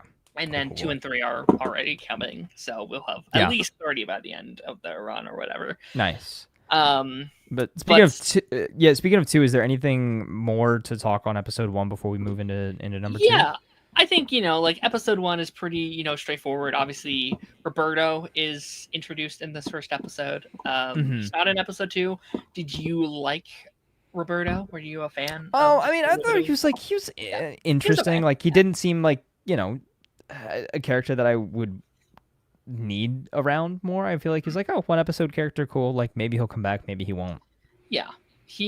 From my understanding, he's Sunspot from the comics. I know he's been in some of the stuff. I think he's in like Evolution and stuff like that as well. But yeah, we're gonna. I really like him in this first episode, in particularly though for Jubilee's interest, because Jubilee is the introduction character in the first episode of the original show, and I like that now Jubilee gets to be the Storm and Jean figure, or like the Storm and I see. Rogue figure of like, hey, welcome to the team, you might like it here. Jubilee also did not want to stay when she first joined the team and tried to run away. Like, I like that. Well, it's funny seeing that because they made Rogue that character in those original movies. Of like the know the brand new it's like it's such a interesting swap to see that, and like obviously I know they did always, that. Sometimes it's always Kitty, sometimes it's Rogue, sometimes it's Jubilee. It's I thought it was very cool. But yeah, I think the first episode is just kind of like setting the status quo and doing stuff. And they aired both these episodes together, and I think that was a very, very, very good part on their call, because while the first episode is fun, second episode 2 great, dude. episode 1 I was like, yeah, that it's like more of X-Men again, that's awesome, that's cool. And in episode 2 I was like, oh, they did something special, like they are cooking on another level that I was not now we're cooking with gas whatsoever. Episode 2, holy shit, I love episode 2. So what was your thoughts on the second episode? Well, number one, Magneto's just design awesome. Is immaculate. Like 10 out of 10 would wear that as my Halloween costume for sure. Absolutely. Like he's great. I think, again, I really like Magneto. Like I like, Ian McKellen. I love, Michael Fassbender, Magneto, but like this is dope. Like, imagine putting Michael Fassbender in that suit and give him, like, the long, flowing hair and stuff like that. Like, I don't know. It's so cool. And I also think it's kind of funny seeing Magneto trying to be a good guy. Like, it hurts him to, like, not kill people and to try and be good. But it's also so, like, so heartwarming to hear him talk about Charles and their friendship and, him explaining why he has the helmet and, I love like that kind of that little conversation with Rogue and stuff like that about like, oh, part of the reason why he wore the helmet was so that because he knew that if Charles knew, how he felt or whatever, that he would, help, change his mind on things. And it was heartwarming to hear about that friendship, but also kind of sad in a way too, because he knew he couldn't, make his friend proud in that way because he was, he felt like he walked a different path where he had to find a different way to do things. And it's cool and again sad at the same time that it takes Professor X's death to force him to change and be like, oh, well, maybe Charles was right about something. And this episode is his trial. Is basically the United Nations comes and nabs him for crimes against humanity, and is like, all right, Magneto, you're getting put on trial here for all the crimes you've done. You're a mutant and you're also a villain, so we're gonna make you pay for those crimes now. And it was a fun kind of like moral dilemma too of the team being like, is he telling the truth? Does he really want to help? Why would Professor X, ask him to lead? Why would he do this? Why would he have him lead the X-Men? But also, if Professor X put this in his will to have Magneto lead the X-Men, he was, Professor X was never wrong, so he had to have done this for a reason, so we kind of have to respect his wishes. So they go and, go to this UN proceeding. You hear Magneto talk about, mutant equality and rights and all of this stuff. And of course, it is massive parallels and, poetry to certain things going on in real life and in history and present day and all this. Of course, all of those analogies are always and forever present in X-Men stories, and Absolutely. I think it's great to have something like that is always so culturally relevant, I guess is the best way to put it, right? It is you can have mutants and mutant rights and all of this be an allegory was the word I was looking for things going on in our current day-to-day society without feeling so heavy-handed about certain things. Is like it's a fun way to talk about it without actually talking about it, but giving you the same idea. There was a huge, obviously this goes into every pop culture thing that happens now, but going into season 1 of the show, there was such a huge outcry of like Disney made X-Men woke. X-Men's woke now, and X-Men has always been literally the wokest IP that's ever been created. It's literally the meme. It's like, wait, X-Men has been, is culturally relevant, always has been, right? That's the whole point. Like that's the whole. Think about he even says it in this episode. Think about Magneto. He went through one of the greatest tragedies in human history because of where he was born and what he looked like, to then being a mutant and then going through the same things because he was different. Like it's always there, which is an interesting question to bring up for when we get Magneto and stuff like that in present day in the MCU, is how will they change that? Because it would be very tough to make him a World War II survivor. I think you just make part of his power is that he doesn't age. I think that's what you should do. Just make him like 100 years old or something. I think just make him old at this point, whatever. Yeah. But no, I wouldn't say this is among my favorite episodes of season 1, but it has some it has some of the best moments in the show, in my opinion. Every time Magneto talks in this episode, it's poetry. It is poetry. I want to look at the script for this episode. And it has maybe my favorite line of the whole show when he goes on his whole spiel of bigot and all this stuff, and it's like, don't let me let you down. Gives me goosebumps every time I hear it. It is fantastic. I like him putting himself out there, being like, listen, I know I've done this shit. I know you have no reason to trust me, but I am trying. I am trying to put this aside and see what you just did here. I'm going to let this go, but I need you to let this go too and give me a shot. Don't make me let you down. It's such a good line. It's so good. And then, obviously what causes the scene is probably one of the most heartbreaking scenes in the show is Storm getting shot. Storm getting her powers.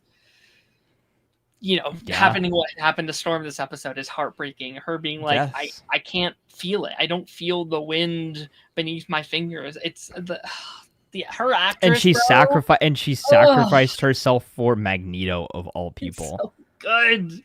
It's so good. It's so Storm coded. Storm is the GOAT. And we didn't talk about this in the first episode, but I think they set this up perfectly because I binged all of the first show in prep for season 1, and one of my biggest issues of the original show is they never let Storm do Storm shit. Like, Storm is an Omega level mutant. She is a badass. She is one of the most powerful Marvel characters. She could cause she could fix almost every mission that they go on by herself. She's so overpowered.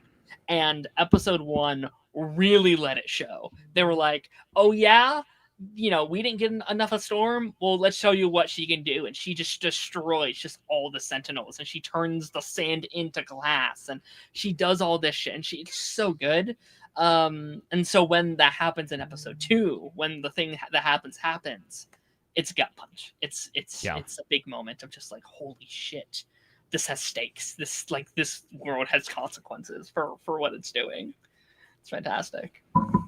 It is, and I think too is having the other side of the story going on at the same time too, which is the super mutant baby being born too.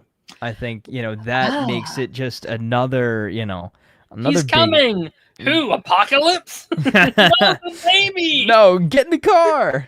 So fucking good. Wolverine is just like driving. Oh man! And then they get to the hospital, and the doctor's like, "I'm not operating on a mutant." And then they're like, "All right, Rogue, zap his powers. We're gonna do it ourselves." One of the coolest things I've seen. Rogue do. I love that stuff so much. that's such a good use of her powers of just like It is.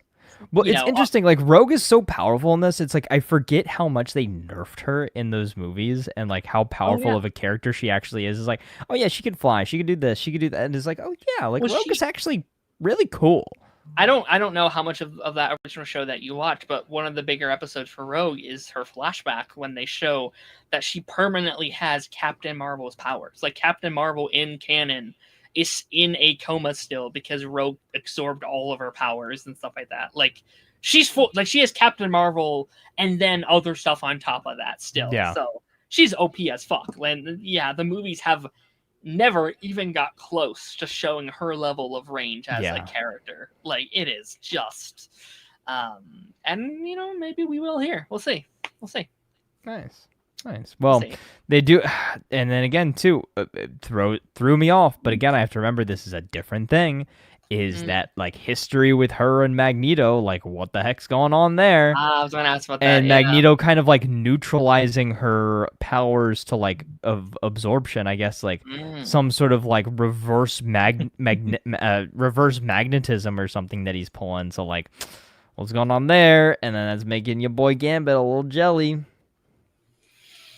So watching this episode, I guess that's a thing in the comics, and I was like, what the fuck? I was like, what the hell is this? That's a comic. I didn't know that. Yeah. I didn't know that either, and I was like, what is this? Like, I was like, so what are we doing? here's my thing. Most of my X-Men knowledge is from the animated series and the movies, right? Is like all these animated series, like mostly too, is like I watched the original 90s series a bit, but it was mostly like Evolution, X-Men Origins Wolverine, and all of those kind of X-Men shows and stuff like that. And then again, obviously too, the movies and stuff. But very, very little actual comic knowledge when it comes to X-Men and like Fantastic Four and stuff like that. Again, I have a lot more DC comic knowledge than I do Marvel comic knowledge. Like I research things in Marvel comics when they come up, but I don't actively like seek it out a ton. I think X-Men is like the Marvel thing I want to know about the most. Like it's the Me thing too. I love the most that I don't know about, and that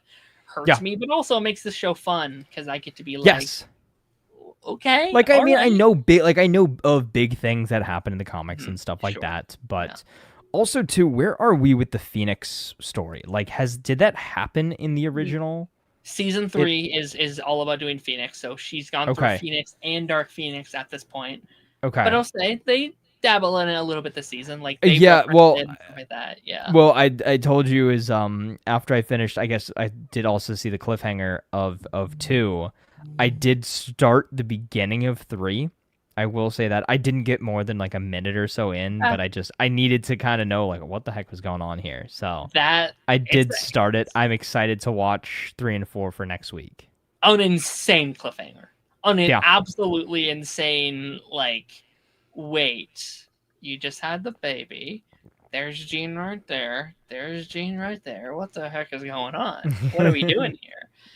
It's a great way to end you off on like and again, this was the like season 1 premiere. Like this is like we saw these back to back. This was a 2-episode premiere, yeah. Perfect premiere. Perfect. Like I need to come back for next week and see what happens. We gave birth to Nathan Summers, right? Yeah. Do you know about Nathan Summers as a character? Or are you kind of in the? I mean, yeah, I know he's a very powerful character. That's all. Do you know which character he is in the comics? It's Cable, right? Okay. Is it? Yeah. I didn't. Well, I wasn't sure if I should. Yeah, keep that I was gonna say. I was like, I could be wrong, but I believe that's Cable. Mm-hmm. Yes. Well, and because we've already also got Bishop is time traveler as well, right? Yes. Yeah. They did a lot with Bishop. He wasn't a regular in the previous show, but both Morph and Cable were bumped up to regular members of our team in this show, which I really. Oh, so what you're saying is we will actually see Cable. We already did. Well, yes, but the baby. I mean, not Cable. I meant Bishop. I meant Bishop and Bishop and Morph were. Okay. I was gonna say, did you just give me a little spoiler there? Okay. I meant Bishop got bumped up from not being regulars in the original. Okay. Which I love Morph. I'm watching you, Morgan. I think Morph is a great addition. Morph is literally our cameo character. he just gets His to be powers are whatever. interesting. So he just changes into a character and he just has their powers. So he's just rogue without having to zap the powers? Is I that think how it somehow. works? I think most of it's like if the powers are more so physical, then he can't. Like he can get like Wolverine's claws, but he can't get like the adamantium claws or whatever. Like Okay. he can. Right. So basically Mystique. It's kind of Mystique, yeah. Although it's very phasey. There's times where I'm like, you shouldn't have that power. You know what I mean? It's sometimes Yeah. like they get very like wiggly of what he. It's very situational. Yeah. So I'm like, all right. Yeah. I let it slide, but like he literally is our cameo character, and we'll continue to see that as the season Very cool. progresses. But I like cool. that. I don't know. Again, I don't know how much of that you remember from, that original show. But Morph like dies in the first episode of like the animated series, and then he comes back halfway through. He wasn't actually dead. They found him, and then at the end of the season, like he comes back to help them at the end, like you saw. So, yeah, I don't know. So I like that they got to promote him, and Nice. like one of the things they said going in is they wanted to make him a good like non-binary representation for people, and I thought that was a really cool thing where he has the more like plateau aesthetic where it's not they changed it from the at least what I saw in the finale of the original show. Yes. Correct? Yeah, he still has that look sometimes, but he right, but it's more so just like that blank kind of like like almost like a chameleon, which I think he looks awesome. I think he looks really cool. I think that was a fantastic decision on his part, and obviously making him and Logan buds, I think, is a great call as well. Well, I like him at the end, like bringing the what is it, beer and chips and stuff. And he changes into Sabretooth. What up, Duck? How's it going? Yeah, his powers Mimic is a weaker version. So yeah, I guess that makes sense. He can use some stuff to a point, but it's not like he's never going to be as strong as like Colossus, like we saw in like episode 2. But yeah, I guess that makes sense. Yeah. You think we're done with Storm, or do you think we'll see her again this season? Oh, we'll see her again. I think her story is kind of going on like a self-discovery journey. You know what? I'm gonna throw out a random theory. I wouldn't be surprised if she ends up in Wakanda. Because they might have technology that could help her unlock her powers. And also it would be a place that would be accepting of mutants. So let's go there. Let's throw that theory out there. I'll throw my hat in the ring with that one. I love the Storm and Jean dynamic. Like that like sister dynamic is very cool. Very good. I thought the scene where she's just being very open and honest of like, sometimes I hope he's a human, so he or she does not have to go through the burden I went through. I thought that was such a real and mature scene. And then Storm goes through her like, yes, but being a mutant brought me to you, and it's why I'm special, and it's who I am, and you would never want to take that away from your child, which is such a great foreshadowing to what happens at the end of the episode of just like, oh well, if I'm not a mutant, then what am I, and who am I, and like my name is literally Storm. Like I think her literally walking into her room and then getting startled by the thunder and lightning outside. So great. Good. Nice little touch there. There. She's never been scared of lightning before because she's always felt it before it would hit. Like she knows when it's coming. It's so good. That's such a good just piece of writing that you just put in there. And then I mean, we have a lot of characters in here. Do you have a favorite so far? Are there any individual character stuff that you want to bring up before we? I mean, I think right now, of course, I think my favorite very easily is Magneto.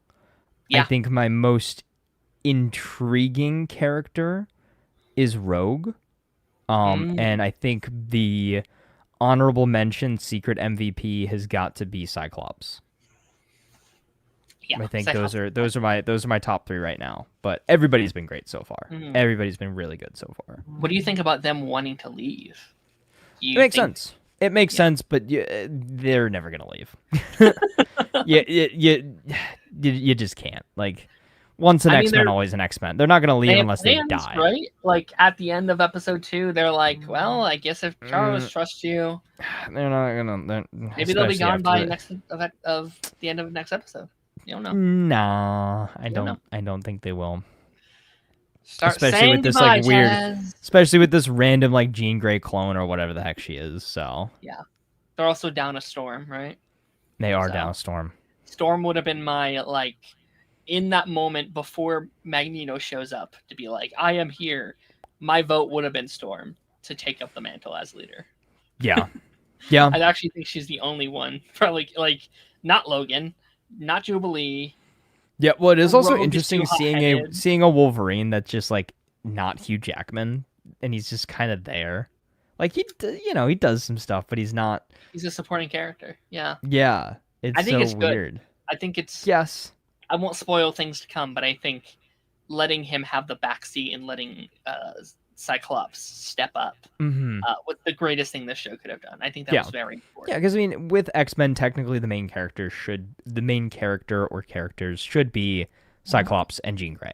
Like those are the two main ones. Yes, Omega. Yes, Scott was fantastic in this show. Fantastic.